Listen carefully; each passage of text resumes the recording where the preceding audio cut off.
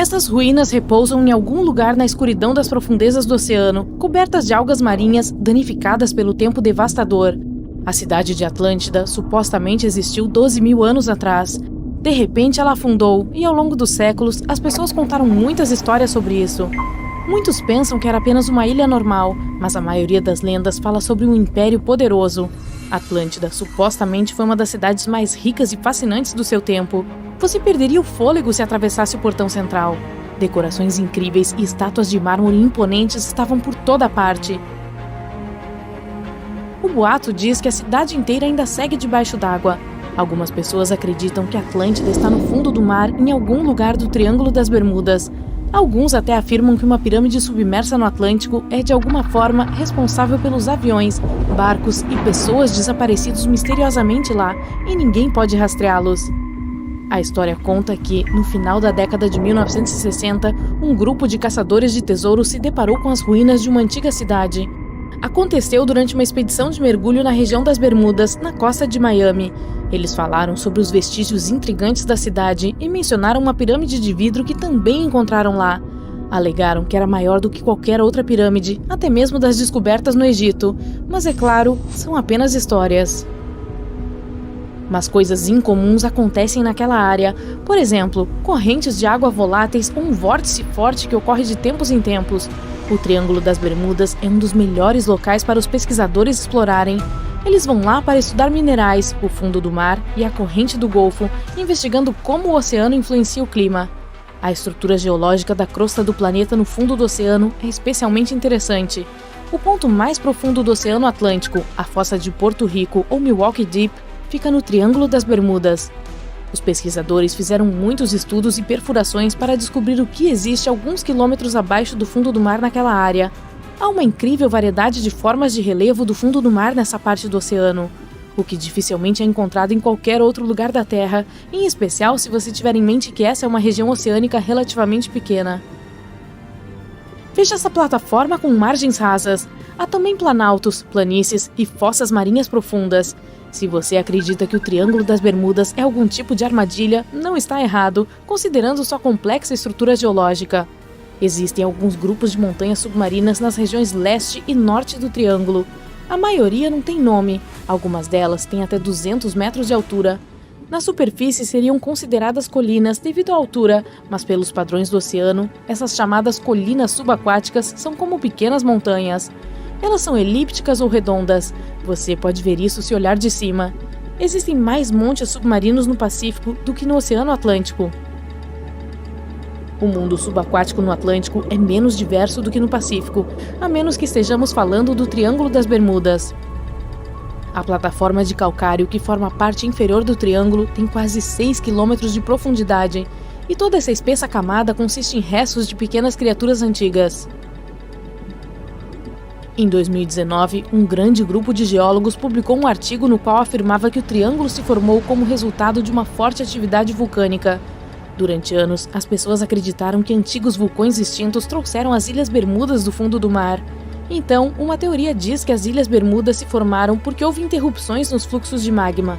Pedaços de placas antigas que já estavam no manto subiram à superfície e então se misturaram. É assim que muitas ilhas vulcânicas nos oceanos podiam se formar. Sabendo disso, os escritores de ficção científica dão asas à imaginação, contando histórias sobre criaturas assustadoras e cidades místicas ou ilhas escondidas bem no fundo de todas aquelas camadas. Todas essas histórias misteriosas encorajam as pessoas a criar suas próprias teorias. No século XV, um homem bem conhecido chamado Cristóvão Colombo participou do que mais tarde se tornaria uma das maiores e mais importantes expedições de todos os tempos. Ele foi uma das primeiras pessoas a contar histórias sobre uma região misteriosa que mais tarde foi chamada de Triângulo das Bermudas. Essa área foi inicialmente chamada de Ilha Somers, em homenagem ao herói naval britânico e corsário George Somers, mas o explorador espanhol Juan de Bermúdez descobriu a ilha em 1515 e foi aí que a área ganhou o nome que tem hoje. Colombo mencionou ter avistado algumas coisas bastante estranhas nessa área, começando com uma luz semelhante à de uma vela, movendo-se para cima e para baixo ao longe. Ele imediatamente avistou sua tripulação, pedindo que ela olhasse para a luz, que sumia e reaparecia. Ele falou sobre estrelas que pareciam se mover no céu. O ponteiro de sua bússola também enlouqueceu. mas a coisa mais incomum que ele afirmou ter visto foi um objeto brilhante desconhecido saindo do mar e disparando em direção ao céu. Muitas pessoas hoje em dia acreditam que não havia nada de especial ali. Deviam ser luzes vindas de outro navio ou da costa, mas as Bermudas também nos intrigam hoje. O Triângulo das Bermudas é uma área aproximadamente triangular onde os navios desaparecem sem deixar vestígios. Às vezes, reaparecem mais tarde, mas vazios e sem uma única pessoa a bordo. Ninguém encontra seus destroços. E não são apenas navios, aviões também desaparecem.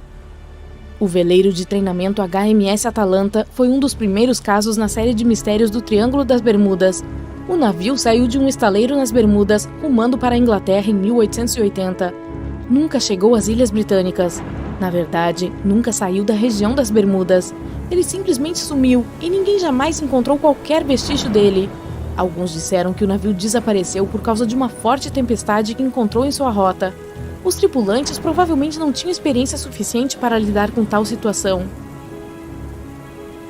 Naquela época, todos queriam saber o que havia acontecido com o navio. Como poderia ter desaparecido assim? Chegou às manchetes. As pessoas apresentaram todos os tipos de teorias possíveis sobre o que poderia ter acontecido. A história continuou com o carvoeiro Cyclops. Em 1918, partiu da ilha de Barbados e, passando alguns dias, a situação repetiu-se. O navio desapareceu sem deixar rastro, com mais de 300 pessoas a bordo. 3 anos depois, em 1921, uma guarda costeira em Diamond Shoals, perto de Cape Hatteras, Carolina do Norte, descobriu um enorme navio comercial encalhado. O guarda estava preparado para ajudar as pessoas em apuros, mas não havia ninguém para salvar. O navio estava vazio. Nenhum dos passageiros ou membros da tripulação estava lá. Algumas teorias sobre esse acidente incluíam piratas, mas ninguém realmente descobriu o que aconteceu. O voo 19 acabou por ser um dos incidentes mais famosos naquela região. Um grupo inteiro de aeronaves desapareceu na área em 1945. Outra expedição de resgate também não foi bem, porque uma das embarcações com 13 tripulantes também desapareceu. E não é que essas coisas apenas tenham acontecido há muito tempo. Um navio de 9 metros de comprimento com 20 pessoas a bordo desapareceu um dia após chegar a Lake Worth, Flórida. Não havia registros do navio nem sinal de socorro. A missão de busca envolveu barcos e aeronaves e durou 84 horas. A equipe de resgate cobriu uma área que era quase 2 vezes o tamanho de todo o estado de Massachusetts, mas ainda nada. O Triângulo das Bermudas é um lugar de grande mistério, mas as ilhas são um local perfeito para passar férias. É uma excelente região para quem gosta de golfe, por exemplo.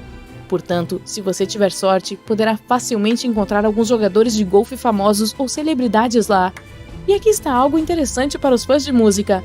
Uma dessas ilhas fascinantes foi uma inspiração para quase 25 canções de John Lennon.